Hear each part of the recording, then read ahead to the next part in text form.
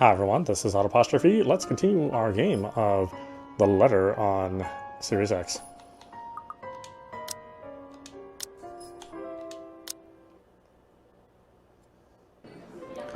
Men and women of wealth and status, all dressed to the nines in fancy suits and lovely dresses of varying colors, compose the medium-sized crowd. Their necks, arms, and fingers are adorned with silver and gold, glinting in the afternoon sun. Some even have ridiculously fancy feathered hats on their heads. I really hope there aren't any magpies living nearby, like in the stories. Those birds will have a field day in this. They are murmuring among themselves, looking at the estate's facade appraisingly, with some arguing about whose mansion has the superior architecture. But most of it stops as Rose calls for their attention. They don't look too pleased at being ordered around, but what can they do about it? Ladies and gentlemen, I'm Rose Cooper, and this is my partner, Isabella Santos. We'll be taking a tour of the mansion in 2 groups. Please make sure you filled up our sign-in forms before joining a specific group. Those who want to look around the first floor, please follow my partner. I'll be guiding the ones who wish to see the ground floor. Hearing this, a few wander to me. They are mostly old ladies who seem daunted at the idea of climbing all those stairs. Miss McCullough also joins our group, but what really catches my eye is the elegantly dressed pair she approaches. It's so nice to finally meet you! When Chief Inspector Lee mentioned that a famous interior designer is in town, I knew I had to get you! Your confidence in my skills is very flattering, ma'am. I'm sure you won't disappoint, Marianne. Oh, you know each other? Not at all, ma'am. You mentioned something about a Marianne on our way here, darling?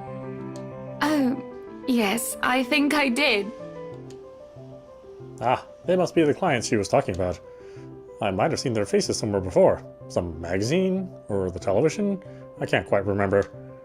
But then again, most of our guests have likely ended up on the news, one way or another. I won't be surprised if these two already have.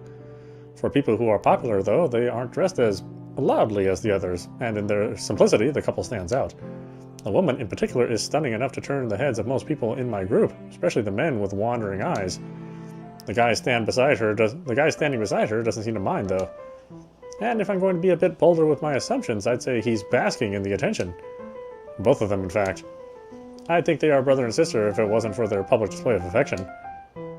The matching rings on their fingers just cement the fact that they are indeed a couple. Couple of married siblings, yeah, it does happen in the affluent parts of the world. Whatever. Couple or not, what's important is we get this deal closed before the current owners can even think of canceling the listing. I just hope one of the people in my or Rosie's group is brave and generous enough to buy this mansion. With papers in hand, I lead the way. When they aren't whispering among themselves or going ooh and ah over one thing or another, they ask questions.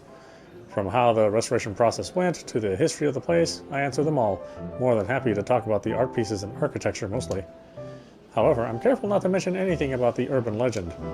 Not a good material for sales talk, even if the entire population of Luxembourg knows about it. Some of the furnishings here are actually the 17th century originals, all of which have undergone a painstaking restoration process just to return its original beauty. Even the glass thing. Colorful ones. Oh, I don't know, but you get the idea, I hope.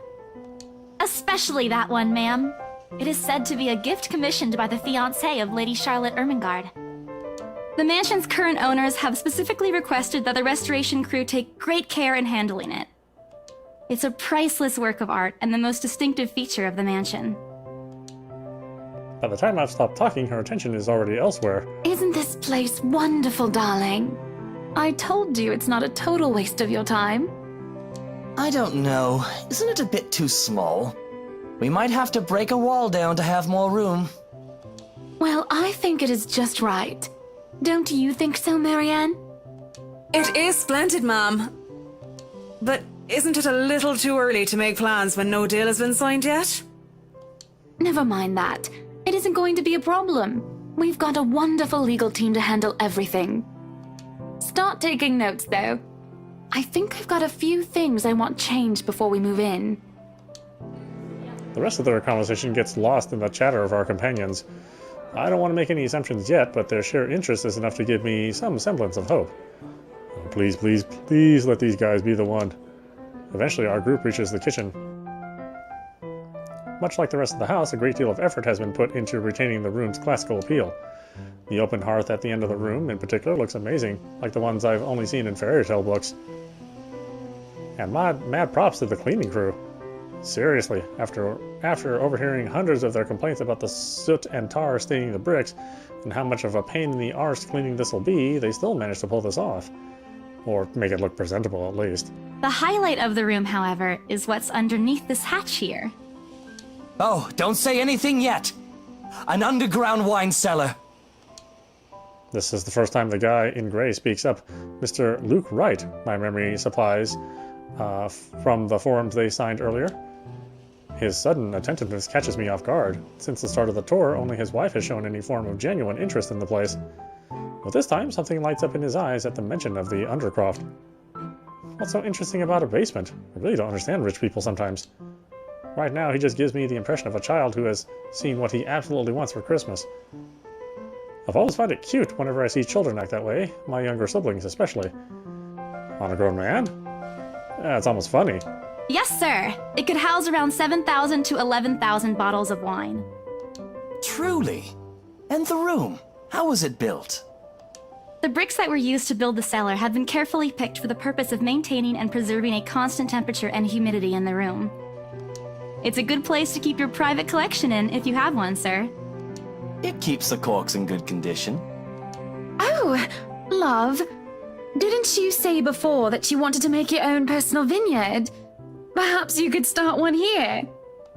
You know we're going to need space for that, darling. And this isn't big enough? If it's space you're worried about, sir, the Ermengarde Mansion sits on a 46-acre lot. There's plenty of room for it. We were told that the original owners had a horse stable built here before, too.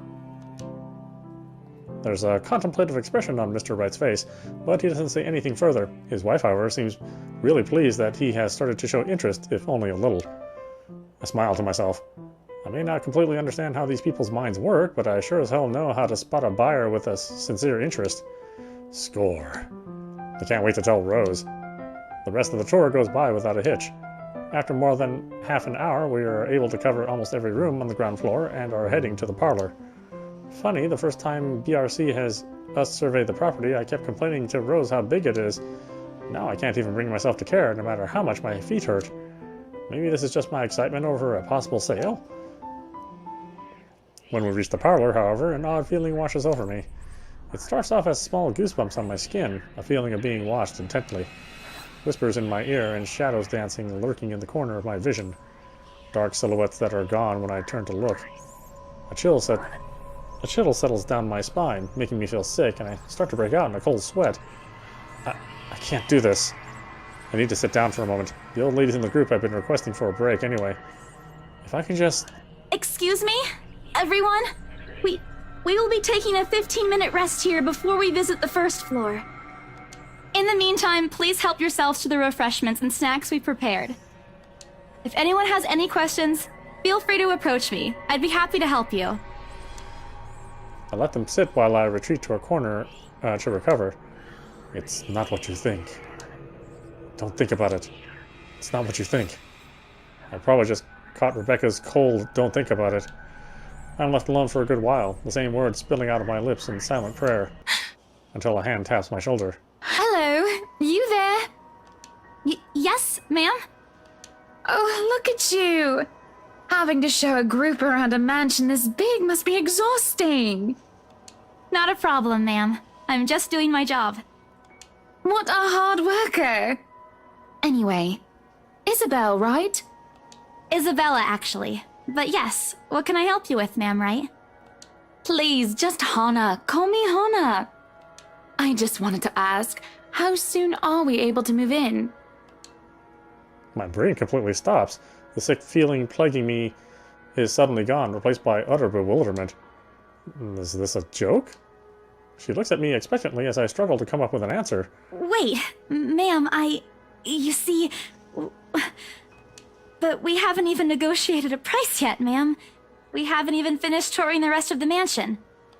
A sale would be great and all, but... She stops me from speaking any further and puts a hand on my shoulder.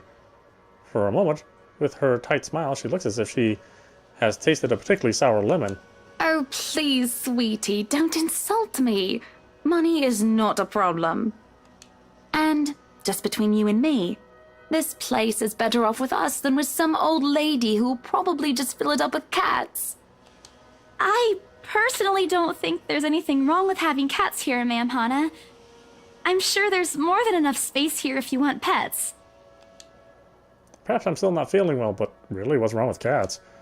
More importantly, why is she talking about moving in already? Well, I'm more of a dog person. But you see, this is going to be a gift to my darling. It's going to be our anniversary soon. And it would be so wonderful if you can secure its purchase for us. Why, I can even offer something extra if you help us out with the paperwork. We actually have a process for this, ma'am. I don't really think that would be necessary or appropriate. And just what are you two lovely ladies talking about here? Leaving me and our lovely interior designer to talk here by ourselves. What would the people think, darling? Oh, it's just small talk, love. I was asking if she could help me with the paperwork. I try not to wince when her nails dig into my shoulder. I can't help but send an imploring look at Miss McCullough, who only gives me an apologetic smile and a shrug. Yeah, I can give you a fact sheet and a form to fill out. She wastes no time in taking the papers from my hand and shuffles through the bunch. Oh man, Rose is going to be so angry at me for letting her do that. Wonderful. And Marianne, I'd really love to talk to you about those changes. You took some notes earlier, yes? I did, Mom. But I really hope that this time... Excellent. Hopefully you can help us out too, Isabel. Isabella. Right. It's a lovely name, Isabel. It's Isabella. Yes, that's great. We'll be more than happy to put in a good word to your superiors too, and... What's this? A look of confusion and disgust appears on her face. Turning to her husband, he merely shrugs in reply. That's, an interesting work of art. Not to my taste, though. I'm sorry. Darling, Buttercup, art is a complete overstatement for this garbage. It looks like a cheap prop from a D-list horror film. Shush, love. Let the girl do what she pleases with, what do they call this? Oh, forget about it. At the very least, it's not as dreadful as the one art exhibit I was forced to attend last month. You should have seen it, Marianne. Even you would have been appalled. But I'm sure you'll know what to do with our walls once we get started. I highly doubt it is as bad as you say, Ma'am. Nevertheless, you can be assured that my team will only pick whatever suits your tastes. Nothing of this chain letter sort, of course.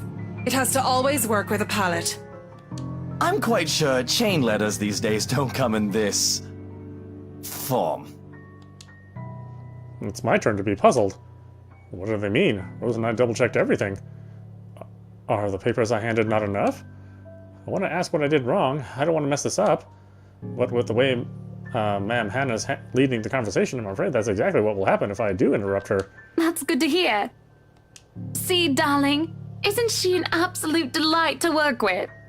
I can't wait to see how this place will look when she's done with it. Oh, you don't have to tell me that, Buttercup. A smile is back on her face as she turns to me and hands me a strange piece of paper. I would still put it away if I were you, though. Otherwise, people might get the wrong impression. Anyway, as I was saying... I don't hear the rest of what she says after that.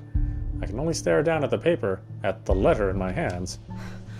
The sides crinkle in my grip as my breathing grows labored. Dread quickly fills my mind. Isabella? Isabella? Are you all right? You're looking pale. I didn't even notice when Rose's group joined us in the parlor. I want nothing more than to say, no, I'm not all right. I want to leave this place. Because I remember everything as clear as day.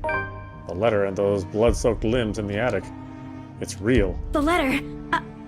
I'm sorry, I didn't know. Careless. I've been so careless. How do I even tell them that without looking like I've gone mad? Should I even tell them? Oh, I'm supposed to show this thing to 5 people, right? So that's 1, 2, 3. Well, here, hold on. I mean, generally, I play these games as cautiously as I can. And if it's a particularly like fond game that the community really likes, or if it's a big title, then I tend to play asshole mode and just do everything wrong. So I have a feeling that the game probably wants you to show the letter as much as possible to everyone. That being the case, let's not show the letter and see what happens. I have a feeling it might be a bad end, but let's see. Rose, The words are stuck in my throat. I want to tell her, I really do. But is she going to believe me? She already dismissed me earlier. It's a concussion, she said. It's not. There really is something in this house, in that attic, in that letter. It's going to go after us. Please believe me. Dear me. Is Isabel all right? Madame Hannah's voice breaks through the haze beginning to cloud my mind. Rose is looking down at me, worry etched on her features. I didn't even notice when she removed the wrinkled paper from my hands and pushed me down to sit on a nearby chair. From the edge of my vision, I can also make out Miss McCullough asking a passing food server for a glass of water. Through it all, Mr. Wright stands in the sidelines. Although curious, he appears more inclined to watch the scene than help. They are all as likely to believe me as Rose does. To everyone, whatever's in this house is just a hoax, a cautionary tale for children. Isabella, do you need me to call that ambulance? She offers me a drink, but I push it away. I need to get out of here before I cause an even bigger commotion, clear my head, and take a breath of fresh air. Anything to take my mind off those things. No one is going to believe me anyway. no. I'm just feeling a bit out of it. Excuse me. I'll be back. I just need to catch my breath. Bowing my head, I mutter a quick apology and gather my stuff to make a quick exit. It doesn't matter if this place is haunted or not. A cause trouble and Rose can be quite unforgiving of behavior like this. I'm almost at the door when she catches up to me. Isabella, wait! The apprehension must have been quite obvious on my face because her expression instantly shifts to something gentler, even softer, a fond smile spreading on her lips. Hey, I'm not angry. I know. I'm sorry I ruined this for you.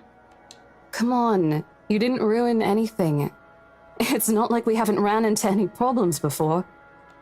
If we don't get a deal today, we can always try on a different day. And look. She hesitates, completely trailing off, before shifting her gaze down to her hands, a small gesture to stall. Her fingers are fiddling with a piece of folded paper. It's that stupid letter again. My hands stiffen when she gives it back, but I take it nevertheless, more as an automatic response than any desire to have it back. I'll throw it away if I can. But I have this nagging feeling that, one way or another, it'll find its way back to me regardless of what I do about it. Rose, this is... You have to let them know about... I know you want us to get this sale so badly. And we've made a lot of plans on how to go about this. I mean, who wouldn't? This is the first time I've been assigned to a property like this.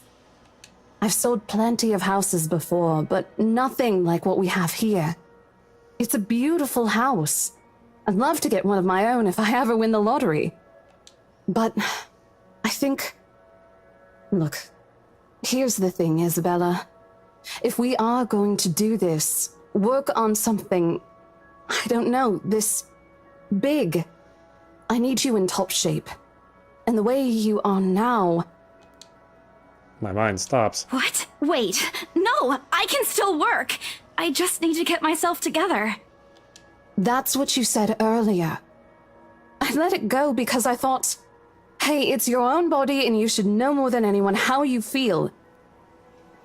But after this, I really think you should take a break. You're kicking me out? No, I'm not. Look, all I'm asking is for you to take a seat somewhere I can see you, and let me handle this for now. You're clearly not yourself, and I honestly could use some time not worrying when you'll fall over or not. The day's not even over, and I'm already feeling the stress. Please, humor me just this once. She clasped her hands together in front of her eyes.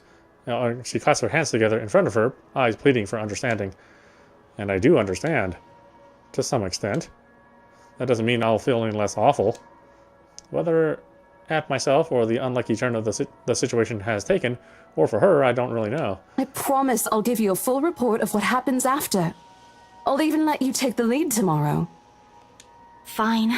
Okay. I'll step aside for now. You're upset. A little, yeah, obviously. If it's any consolation, I won't tell the boss about today. You know how he is. Please don't. I don't want a repeat of the lecture I got during my first assignment. He called me a noob, and I don't even know what that means! At the memory, we both burst into helpless giggles, earning us a strange look from the guests milling about the door. Talking and laughing like this, it's easy to forget any mishaps that happened. Little things you learn to appreciate, I guess. So, are we good? I'm still not okay with it, but Rose has a point. It's better for me to step out of this one for now. I won't be able to help you anyways if I keep getting distracted like this. Maybe I'll just take a walk outside or something while I wait for you to wrap things up. Please, just stay put. I insist. I'm not an invalid, Rose. You clearly have not seen how you looked earlier. It's not that bad. Color hasn't even returned to your cheeks yet. Just stay here, all right? Don't even think of going anywhere. Let me finish what I'm doing here, and then I'll take you back to Luxembourg myself to have that minor bump checked. At least wait for me to call someone who'll fetch you, okay? She's gone before I can voice one word of complaint. Left with nothing else to do, I find myself drifting back to the foyer. A few visitors linger in the area, some merely enjoying the afternoon sunlight streaming through the stained glass windows. Others can be seen admiring the priceless antiques decorating the room. One group of elderlies, gathered some ways across from me, is occupied in a friendly banter about which one would cost more to buy. A little argument here, an occasional laughter and teasing there. A smile to myself. The conversation reminds me of what I've been missing these past few months. Rose is probably right. I do need a break. Maybe this afternoon's hang-up will help. Speaking of, I should call Ash. It's a few hours early from what I've told him, but he did ask for me to call once I'm done. Besides, I don't have a ride back. He offered, so I might as well take it. Or bribe him into giving me one. Not that he'll ever accept the latter, personal convictions and all. Honestly, if there's something I find admirable in him, despite his tendency to annoy the hell out of me, it's that. Well, whatever way works, a free ride is still a free ride. There's Rose's offer too, but despite what she says, I know she'll be busy for the rest of the afternoon, especially without me assisting. Bothering her for a favor as small as this is the last thing I want to do right now. A couple minutes and a few pairs asking for a decent signal later, the call finally connects and... Shit! What? Shit, how loud is this thing even? A sharp ring fills the entire hall, disrupting the pleasant quiet that has settled down. Soon enough, heads begin to turn in search of the source, mine included. Eyes dart around the small crowd before zeroing in on a lone figure crouched behind the same group of old people checking out the decors moments ago. He is facing away from me, fumbling with something in his hands. But I don't need to see his face to know whose back it is. Oh, I'd recognize that dumb Parker anywhere. Without bothering to end the call, I marched towards him. After what happened today, I'm really not in the mood to deal with this. Of all the times to... Ashton Frey! What happens next is something I'll surely regret later for having not recorded. Ah! He jumps, lets out an undignified yelp, followed by his phone slipping out of from his grip. It bounces from one hand to the other in his poor attempt to catch it, before ultimately falling flat on the floor with a resounding clack. I kind of feel sorry for the phone. And the floor. But it's not every day that you can catch someone like Ash off guard and get a reaction. Damn his stupid detective senses. I'll take every ounce of victory I can get, no matter how small. Ah! An awkward pause passes between us. A blink. A cough. He makes a face. And then, in a too-quick motion, he ducks and retrieves his abused gadget, while a grin threatens to break out from his lips. He doesn't meet my eyes when he straightens, but a flush has crept up his neck and his cheeks. In another universe where we haven't known each other for 5 years and suffering through his teasing isn't a day-to-day occurrence, chances are I'd find that adorable. Endearing, even. Unfortunately, this isn't that kind of world. The way things are, I'm already content to see him out of his obnoxious calm and collected disposition. Hello to you too, scaredy cat. I could stand to be greeted like a normal person, you know. What? And miss that look on your face? No way. Oh man, I should have taken a picture. I am so honored you find this funny. Is that how you treat your guests? I think I need to talk to your supervisor. Talk to yourself. You aren't even a guest here. What are you doing here in the first place? For a moment, he looked like a cat that swallowed the canary. Suddenly, checking every nook and cranny in his phone for any damages or scratches, he seems to be more interested. It seems to be a more interesting activity than explaining himself. Ash? I could be looking to buy a house. A mansion? Yeah, why not? Did you see the view outside? It doesn't look haunted to me at all. He's messing with me. Ashton, I am not in the mood. What are you doing here? He chances a glimpse at some point behind me. The parlor? Curious, I follow his gaze, but before I can figure out what has caught his attention, he places a hand on my shoulder and turns me back to face him. I just finished working on something, so I dropped by. I still don't see how his work has anything to do with why he's here. At my confused look, he drops the hand resting on my arm, like he has touched something particularly hot, and casually rubs the back of his neck. And I said I'll see if I can pick you up. Turns out I can. Free time and all. So here I am. Figured you'd still be busy, and so I roamed around for a while. Oh, you should have mentioned that sooner. I was about to throw you out. Throw me? Hey, I was given a pamphlet.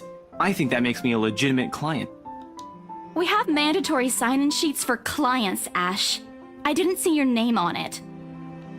And you can't just roam around because it says open house. Normal people actually follow an etiquette here. Right, okay. I think I'll just go ahead and... No, wait. I wasn't really going to throw you out. Rose said... Never mind. I was just about to leave anyway. Wait, what? Now? Something must have shown in my face because he pauses and gives me a long, hard stare. Sometimes I forget how easy reading people is for Ash, given how he often looks as if everything around him is a chore. I avoid his eyes, hoping he'll drop the subject and won't ask any more questions. The last thing I want is to tell him what happened, especially the part about the letter. In fact, he's the last person on Earth I'll ever think about telling it to, if I can help it. Sure, he's a dependable guy. God knows how many times he's helped me, even without me asking for it. But stuff like ghosts and the supernatural? He'll never believe those, even if he hears it from a friend.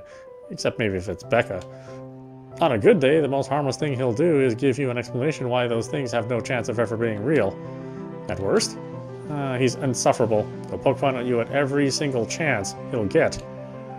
Ashhole. What did I ever do to him? He never does that to Becca or Zach. I can already imagine how things will go down the moment I spill a word of what I saw. Nope, over my dead body. Before it catches his attention, I shove the letter deep into my bag. What's wrong? Nothing. Let's just go. Doesn't look like a nothing to me.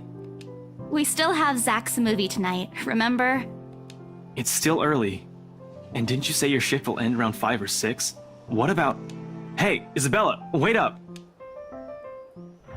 A rush of air greets me as soon as the main door opens. Not the usual autumn draft, but it's still a welcome change from the stifling atmosphere inside the mansion. Ash's footsteps are quick behind me, the soles of his shoes thumping hard against the polished concrete in an awkward cadence as he rushes to catch up. He calls out. Once, twice. The mansion still looms in the background. Whispers calling me back, shadows beckoning. Help me. Help me. I don't look back. We spend the ride back to Luxembourg City in a relatively quiet manner, with only the radio's disjointed hum in the background to fill in the silence. Occasionally, Ash will reach out to fiddle with it until the signal settles, or it's on a respectable volume, but otherwise he doesn't say anything.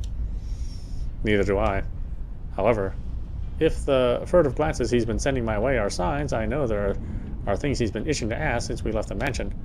I keep my eyes trained on the passing scenery outside, in the small hope that my disinterest will dissuade him. Here. All of a sudden, he tosses something at me from a small compartment on his side. It hits me cleanly in the chin before I can make a move to catch it. The small package makes its soft landing on my lap instead. Sorry. The glare I send him wipes the smirk about to form cleanly off his face. He clears his throat, focusing his eyes again on the road. I swear he did that on purpose. Ignoring him, I flip the half-forgotten package on my lap. I won't say no to free food, but why are you giving away cereal bars? I always have one on my person, and you look like you're about to pass out back there. Have you eaten lunch yet? I don't even get a chance to deny it, because right on cue my stomach rumbles loudly and an empty, gnawing feeling in my belly becomes noticeable. No surprise there. I did skip breakfast and lunch so I could catch Becca while she was on break. I was hoping to get a small meal after. I guess with everything going on, I just forgot until Ash mentioned it. It's not like the hollow feeling's new to me, though. If anything, it's just one of the things I've gotten used to ignoring over the years growing up. Thanks. Then I tear open the package and start nibbling on the edge of the bar. Apart from an acknowledged nod, Ash doesn't say anything after that small exchange. For that, I'm thankful. After getting an earful from both Becca and Rose, it's nice to be able to just sit down with someone who's not going to nag at you. How'd the open house go? The usual. We got a bigger crowd than normal because of the property's fame, but really, no different from the typical open house. On second thought, it actually looks like a fancy party more than an open house. I've never felt so underdressed in my life. Weren't you there? I wasn't really listening. I should have asked someone to kick you out. No, you won't. And what makes you so sure? One, ever since you got assigned to this property, you've been freaking out about it. Rebecca's words, not mine. She's been complaining to me about how you talked your ears off, by the way. Two, despite your initial qualms about the place, you still took the job. Which brings us to three. It's been months since you last settled a deal, and you're short on money right now since you're back to your instant noodle diet. How do you even know about the last one? Rebecca. Anyhow, you're hellbent on selling the mansion. Even if someone you know personally is in the tour group, you aren't going to just kick them out. Every single person who went on your open house is still a prospective client to you. Even me. He's not entirely wrong. Oh man, I just walked right into that one, didn't I? I hate you. I really hate you right now. His answer is a small laugh, the kind that screams, "I'm right, I told you so." I hate it when he does that. I'll have you know that there's already someone who's extremely interested in this property. So even if you expressed any sort of interest in it, I don't think they'd be willing to let you have it. Too bad. Provided I didn't botch it with the rights. Why of all times did I have to screw up like that? In front of an important customer, no less. I owe Rose a big apology. I hope she likes free donuts. You don't seem too happy about it. I am happy. Doesn't this look like a happy face to you? Really? And here I was thinking you found another one stuffed in the sofa. Or is it the wardrobe this time? He meant that as a joke, but how close it is to the truth made my blood run cold and my own heartbeat a heavy weight in my chest. All at once, the letter in my bag feels a whole lot heavier, burdened by my own guilt and apprehension. Yeah, well, things happened. Stuff the right couple might not be pleased about. No need to make a fuss about it. It's normal in the business. You made them angry? Not angry, just stuff happened. Like? Things. Did they do anything? Your clients, the rights, was it? I can't answer that. At least not without revealing everything that took place in the attic.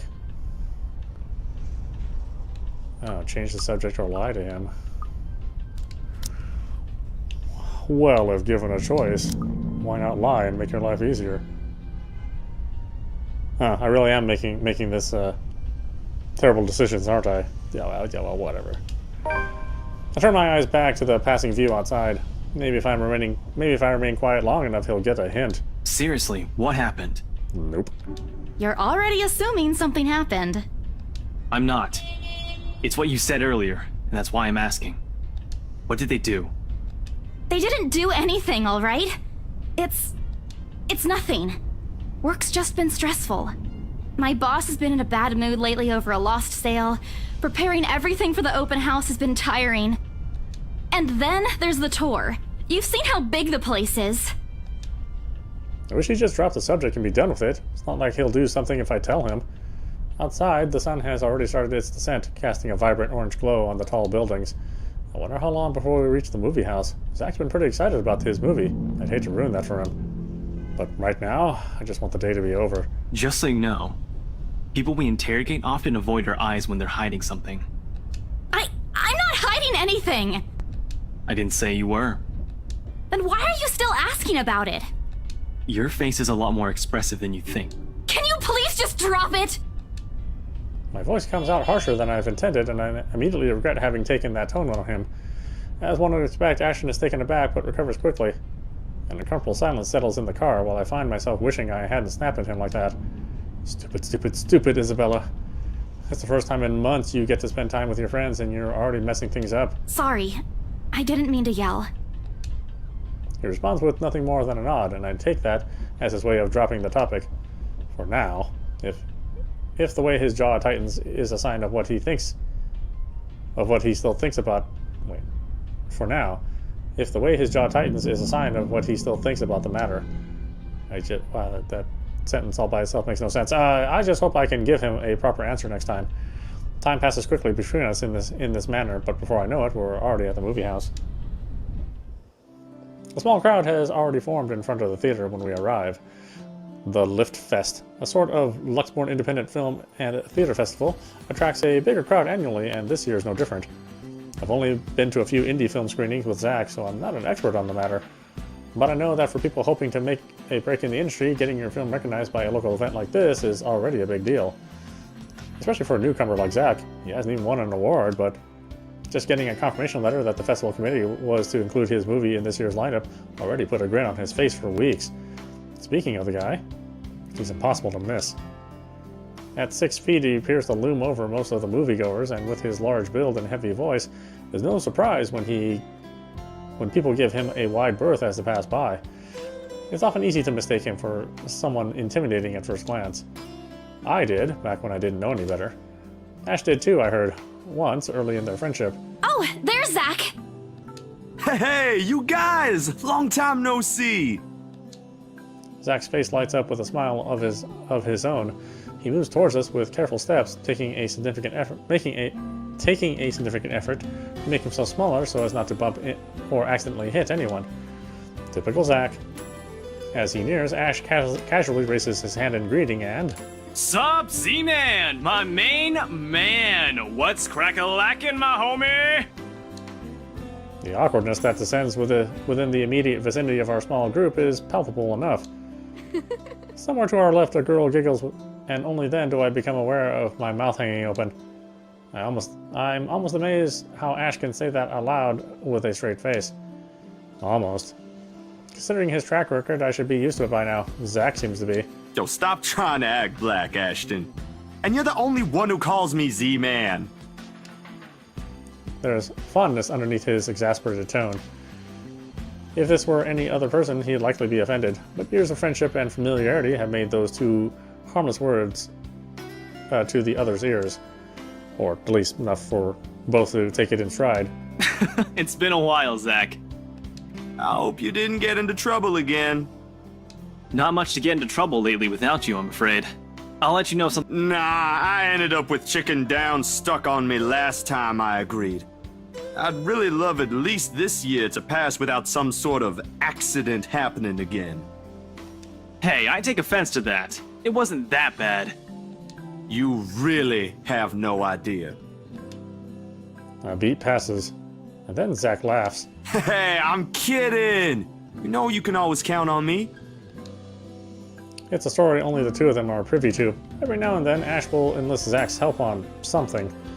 Becca and I never really find out what the deal is with those adventures, as Ash calls it, and both aren't willing to tell due to some unspoken agreement. He insists that if it's Ash, it's likely not something illegal or life-threatening. I tend to believe her on that. Sometimes. Well, boys will be boys, I guess. I give Zach a small wave from behind Ash when his attention eventually turns to me. Bella! Huh? Rebecca's not with you. Is she still sick? A bit. But she's up and went to work this morning. You know she doesn't listen to anyone that's not Ash. Yes, she does. No, she doesn't. You're literally the only person she'll listen to when she's feeling stubborn. And it's true. They've known each other far longer than any of us in the group. Childhood friends and all. But don't worry, Zach. She's probably on her way here now.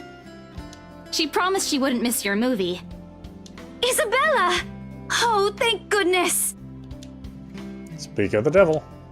Without warning, a hand grabs me by my shoulder and turns me around. Becca! You're just in time! I have to lean back a little with the way her face is almost invading my personal space, but she places her hand on either side of my head to keep me still. She stares at me intently, concern filling her eyes. Becca, you're squishing my face. How are you? Are you alright? Why wouldn't I be? Rose called me earlier. Those 4 words tell me all I need to know. Since I don't have my family living close by, and the only other relative I have here works on the far side of the country, I gave my company Becca's contact number in case of emergency. I should have known Rose would call her. Push Becca's hands away from my face. Although she lets me go, her eyebrows remain drawn together. Oh, no! Everything's good. Rose covered for me at work today. That's not what I'm talking about. How's your head? Beside me, Ash snickers. I bite back the urge to elbow him in place of trying to avoid Becca's hand as she tries to reach out for the said area. I do my best to dodge her, all at once moving to hide behind Zach. Sorry for using you as a human shield, Zach. Oh, it's nothing. I just slipped off a few steps on my way down. I blacked out for a few seconds and had a minor bump, but it's just that. You blacked out? It's not something to brush off. Come on, at least let me check it. It's extremely minor. You wouldn't even know it's there. Isabella, this isn't a laughing matter. She did look pale when I saw her. Wow. Thanks a lot, Ashton, you traitor. I'll get you back for this. Just you wait. What? I'm just saying it as it is. If you mentioned this earlier, we wouldn't be having this conversation right now. I'm sorry. Saw her? Yeah, they arrived together. Bella looked fine to me then. I don't know. Something crosses Becca's face, but it's gone before I can figure out what it is. Oh, that's good. At least she didn't have to travel alone, right? At least. Good. See? I'm okay. I wouldn't be here if I wasn't. And I don't want to miss Zach's film. We can always watch it some other time. Sorry, Zachary. No, it's good. But you guys should really keep it down. We're starting to attract some attention. It's the premiere. The premiere's different. Right, Zach? I shoot him a pleading look. Zach's a sensible guy. He'll understand. Please understand. Not really. But Rebecca has a point. In the end, I think it's your call. Oh, for heaven's sake! Please, Becca. I really don't want to miss it. You're not missing it. We're just moving it on a different day so we can have a... Look, you guys. Ash's loud sigh unexpectedly cuts through the conversation. He's pinching the bridge of his nose as he speaks, something he usually does when he's getting impatient. If she says she's okay, then there's nothing we can do about it. It's not like we can stop her either. Besides, she's still acting like the same old Isabella to me, if she can still run around like that. Why are you taking her side? I'm not. But if she wants to watch Zach's movie with us, I'm not going to stop her. She's probably the one looking forward to it the most. Ash, that's... You, of all people, should know...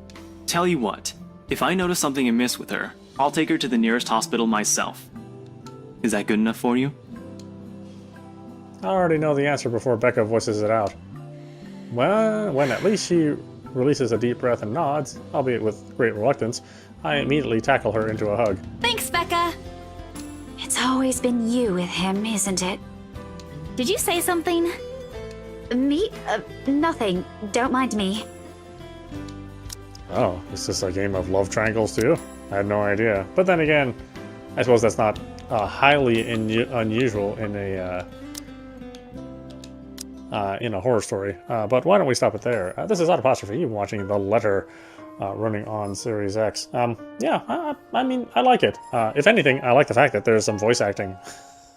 The last couple of visual novels that we've had, I've had to do every single voice, and believe me, it gets awful tiring. So at the very least, that's a relief to me, and it being professional voice actors and people sounding really good is nice to see. Yeah, I'm super interested in see what happens in this, and if my choices really are going to affect the game drastically or not. Anyway, I hope you enjoyed watching. I will see you at the next stream.